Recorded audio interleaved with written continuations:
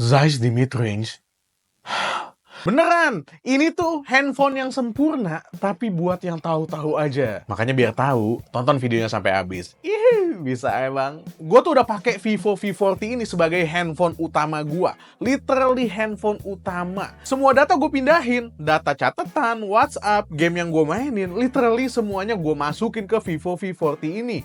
Kenapa sampai segitunya? Basically gue pengen nyobain handphone mid-range dengan Zeiss pertamanya Vivo. Tapi bang, V-series yang kemarin udah ada Zeiss-nya tahu. Iya gue tahu, tapi yang kali ini tuh spesial. Karena yang nggak pro aja, dia udah dapet Zeiss. Momennya pas banget juga, mereka tuh ngasih V-series dengan upgrade banyak, barengan sama usia Vivo Indonesia yang udah 10 tahun. Yes, gila mantap ya. Bisa begitu ya? Sengaja kali ya? By the way, bahasan pertama tuh tentang desain dan kameranya. Nah, soal desain dan kamera, gue akan lempar tanggung jawab ke Fitri. Buset, tanggung jawab main dilempar-lempar aja. Sekarang gue mau bahas desainnya, terus lanjut ke kamera. Buat kalian yang mau lihat performanya dulu, kalian bisa navigasi pakai timestamp yang ada di bawah ini. Anyway, design-wise, sekilas lihat bentukan dari Vivo V40 ini, itu tuh masih familiar banget ya. Kayak langsung ketahuan, ini tuh punya Vivo gitu loh. Form factornya slim, sleek di bagian depan dan belakang, terus lengkungan di back cover dan layarnya itu bikin Vivo V40 ini nyaman loh digenggam. Fun fact, Vivo V40 ini punya ketebalan cuma 7,58 mm aja nih, tipis banget. Padahal baterainya tuh udah 5500 mAh loh, gila ya? Katanya sih ini karena teknologi yang dikasih nama Blue Volt Battery. Varian yang gue pegang ini namanya Ceramic Peach. Nah sebenarnya ada juga yang Chrome Purple sama Platinum Silver buat kalian yang pengen yang agak stealthy gitu ya. Buat yang Ceramic Peach ini ada semburat warna putih kayak marble gitu loh. Susah sih ditangkap di kamera, tapi kalau lihat langsung kalian bakal paham deh maksud gue gimana. Nah kayak yang dibilang sama Bang Dian tadi, Vivo V40 ini udah pakai Zeiss. Nggak cuma satu, tiga-tiganya tuh pakai Zeiss semua. Ini Vivo tuh mau ngerampok dompet kita apa gimana sih? Auto buy kalau kayak gini tuh. Kalian tahu Zeiss kan? Itu tuh perusahaan optik asal Jerman yang umurnya tuh udah 178 tahun. Lebih lama dari usia Indonesia kita tercinta ya.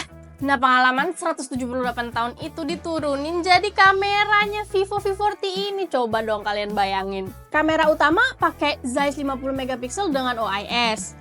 Kamera ultrawide juga pakai Zeiss dan udah punya autofocus.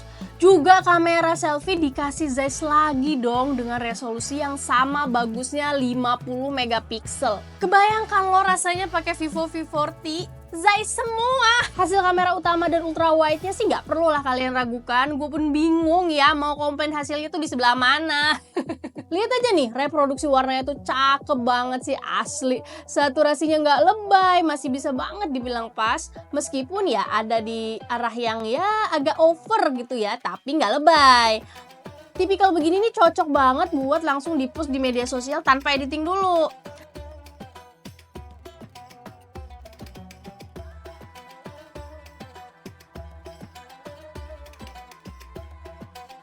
Shutter speednya juga cepet kok. Waktu gue fotoin lomba 17-an anak-anak nih, masih bisa dapet sempurna loh fotonya. Padahal kan anak-anak geraknya pas lomba tuh kayak gak kekontrol gitu kan, cepet banget, apalagi lomba.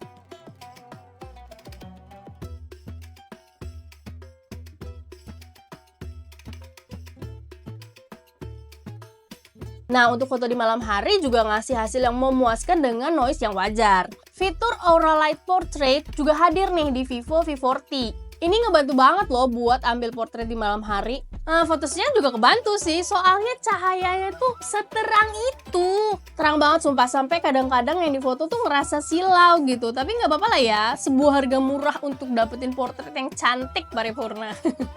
Nah, buat ngambil foto portraitnya, Vivo juga ngasih fitur andalan nih yang disebut Zeiss Multifocal Portrait. Basically, ada 3 jarak fokus pas mau ambil foto portrait tuh. Ada 24, 35, sama 50 mm. Sweet spot gue tuh selalu yang di 50 mm. Portrait 50 mm tuh chef kiss. Oh iya, ada beberapa Zeiss bokeh flare yang bisa kalian cobain di mode portraitnya nih, kayak gini. Buat video pun kamera utamanya approve di mata kami berdua. OIS berjalan sempurna, itu bisa rekam sampai 4K 30 fps juga. Meskipun buat kami sweet spotnya itu ada di 1080-60. Nih, di rumah tetangga ternyata ada sesuatu yang seru banget. Ini anak-anak lagi pada ngeliat nih. sesuatu yang serunya tuh apa ya? Lihat deh. Udah bisa nebak sebelah mana? Itu.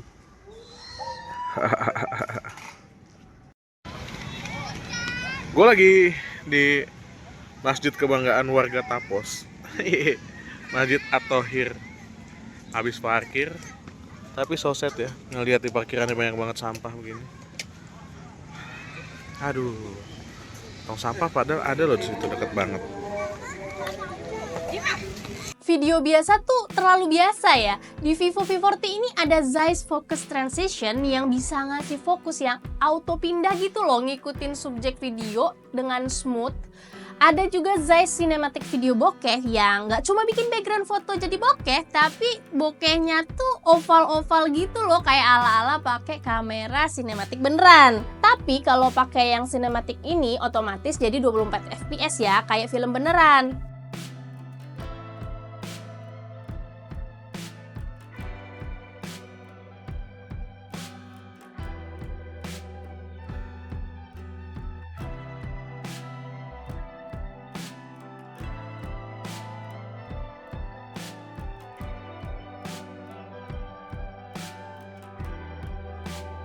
Soal kamera depan sebenarnya gue bingung sih mau komen apa, soalnya kualitasnya tuh sama bagusnya sama kamera utamanya gitu. Jadi kalian nikmati aja deh hasil foto pakai kamera depan dengan Zeiss 50 megapiksel ini.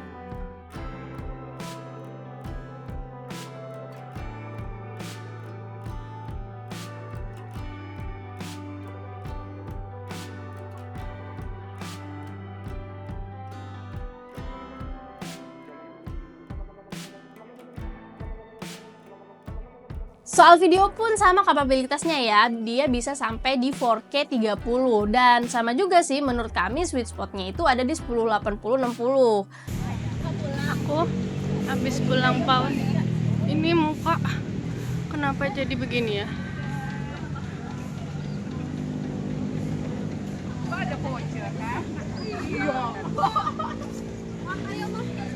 Dede mau jajan. Dah. Aku lagi ada di At-Thohir nih, malam Senin sih sebenarnya, tapi rame banget soalnya di sini cuma 1 minggu itu emang rame banget. Iya, aku sambil jalan ya biar kita tahu ini stabil apa enggak. Oh, ada crepes. Ada apa lagi? Hai. Aduh, muka aku gede banget, tapi bisa loh dikecilin nih. Oh, bisa digituin, kayak keren. gitu. Ini kamera depan ini. Ini kalau ini yang 0,8. Kalau yang tadi tuh, ini sekali lagi. Nah, ini 1 kali. Di zaman AI kayak sekarang, Vivo juga nggak ketinggalan nih boarding the hype train dengan ngasih AI erase buat ngapus objek yang nggak kalian butuhin di foto kalian. Dan juga jangan lupa ada AI Photo Enhance buat memperbaiki hasil foto sekaligus benerin warna yang kurang sempurna nih. Nah gitu deh, desain sama kameranya udah, sekarang gue balikin lagi nih tanggung jawabnya. Gile, Zeiss tuh beneran. Tapi spesifikasinya gimana bang? Vivo V40 yang gua pakai ini pakai Snapdragon 7 Gen 3 dengan RAM 12GB yang bisa dilebarin plus 8GB lagi dan storage-nya 256GB. Ini nanti bakalan ada varian RAM 8GB dan storage 256GB, juga 12GB dan 512GB buat yang mau storage-nya super lega. Out of the box, dia udah pakai Vantage OS 14 dan Vivo ngejamin update software 3 tahun plus update security 4 tahun. Ini tuh 1 tahun lebih lama daripada versi sebelumnya. Lumayan lah ya. Baterainya nggak umum nih, 5500 mAh yang dikasih nama Blue Volt Battery dengan 80 watt flash charge. Ngisi dayanya cepet, lo nggak perlu tinggal tidur dulu.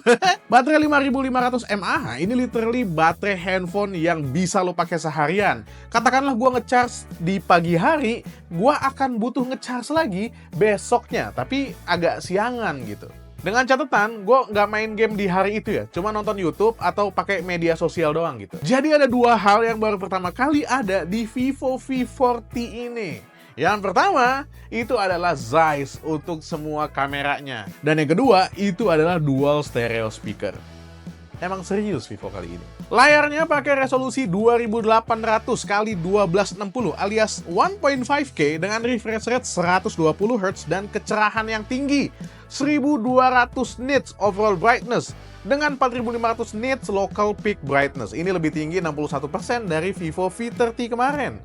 Layarnya ini juga punya sertifikasi HDR10+, sehingga kalau kalian nonton film di platform yang udah dukung HDR10+, warna yang dihasilin tuh luar biasa bagus. Oh, by the way, Vivo V40 ini juga punya 2 IP rating loh. Hah? Gimana? 2? Jadi Vivo V40 itu punya IP68. Macam flagship aja dia. Dan IP69. Kalau IP68, kalian udah tahu lah ya, udah umum. IP rating ini berarti Vivo V40 dijamin tahan debu dan air hingga kedalaman 1,5 meter selama 30 menit. Nah. Kalau yang IP69 gimana nih Bang Jago? Coba jelasin. Nah, kalau yang itu basically artinya handphone ini tahan water cannon. Suara apaan tuh? IP69 itu berarti dia kuat nahan air bertekanan tinggi dari sudut manapun. Bahkan ketika airnya punya suhu yang tinggi gitu. Bener kan? Tahan water cannon. Pas banget emang zaman-zaman begini. Soal performa, Snapdragon 7 Gen 3 juga nggak kaleng-kaleng. Feels-nya premium mid-range lah. Buat harian udah jelas ya, satset nggak ada kendala. RAM yang dikasih juga udah cukup buat ngegendong multitaskingnya. Mobile Legends bisa jalan di settingan tinggi, super, ultra. Frame rate nggak drop sama sekali ketika gue pakai main 2 match. Suhu device juga aman di bawah 40 derajat. Banyak-banyak makasih lah ya sama Vapor Chamber Cooling System dari Vivo yang ukurannya tuh udah gede di sini. PUBG Mobile dapat setting tertinggi di HDR Extreme. Astaga. Atau kalian bisa pilih di Ultra HDR Ultra kalau kalian nggak kompetitif amat gitu. Sayangnya, frame rate di atas ekstrim ini belum kebuka. Padahal gue yakin Vivo V40 ini capable buat jalanin minimal di mode 90 fps misalnya. Frame rate-nya stabil, gyroscope juga lancar. Main di HDR ekstrim itu ternyata enak juga ya. Gue kebiasaan milihnya tuh selalu di smooth gitu. Ternyata HDR ekstrim tampilan cakep, frame rate juga cakep. Buat Genshin Impact, kalian bisa setting sampai medium aja kalau masih mau ngejar nyaman di 30-40an fps. Kalau kalian turunin settingnya ke rendah, ini masih bisa lah ngejar antara 50-60 fps gitu. Secara umum, Snapdragon 7 Gen 3 ini emang udah gue ekspektasikan punya performa yang medium, tapi masih ada sentuhan-sentuhan premium gitu. Ya emang nggak yang atas-atas banget gitu ya. Tapi kalau kalian tilik lagi, kalian ya lirik-lirik lagi gitu ya. Target market dari Vivo V40 ini emang bukan flagship. Jadi performa yang dihasilkan itu bisa dibilang wajar. Dan fitur lain yang perlu kalian tahu soal Vivo V40 ini adalah NFC multifunction. Jadi bukan cuma buat ngecek e-toll card gitu, tapi bisa juga nih buat buka kunci rumah kalian yang udah pakai smart door lock. Tapi gue nggak bisa nyontohin, mohon maaf, karena gue belum punya sponsor yang bisa ngasih smart door lock. Jadi gue masih pakai kunci yang puter-puter tuh, yang besi yang bisa diduplikat. Berapa ya duplikatnya? 25.000 aja. Kenapa ngomongin kunci ya? Jadi, apakah ini sebuah handphone yang bagus? Of course! Vivo V-Series beberapa seri ke belakang itu udah jadi andalan Vivo dan andalan jawaban gua setiap kali ditanya handphone mid-range yang bagus gitu. Jawabannya salah satunya Vivo V-Series lah. Kali ini Vivo menyempurnakan V-Series mereka sampai-sampai gua nggak kepikiran mau ngasih kritik di sebelah mana. Kamera udah pakai Zeiss semua, resolusinya juga udah oke, 50 megapiksel. OIS dan reproduksi warna juga bisa diacungi 2 jempol. 4, kalau ngitung jempol kaki. Percayalah, jempol kaki gue udah ngasih nih, udah ngangkat. Hardware-nya bahkan ngasih 2 IP rating. Ini nggak lazim sih, gila ini. Performa juga nggak ditinggalin. Snapdragon 7 Gen 3 juga udah terbukti ngasih performa kelas menengah yang masih ada sentuhan premium lah. Everything feels great. Selama seminggu lebih gue jadiin si Vivo V40 ini sebagai daily driver. Dan rasanya nggak berlebihan. Kalau gue bilang ini adalah sebuah handphone yang sempurna. Tapi ya sekali lagi, dia sempurnanya buat yang tahu-tahu aja. Buat kalian yang udah skeptis dengar nama Vivo V-Series, ya gue cuma bisa bilang kesian banget kalian. Kalian jadi menutup kemungkinan untuk nyobain sebuah handphone mid-range yang performanya dan kameranya sebagus Vivo V40.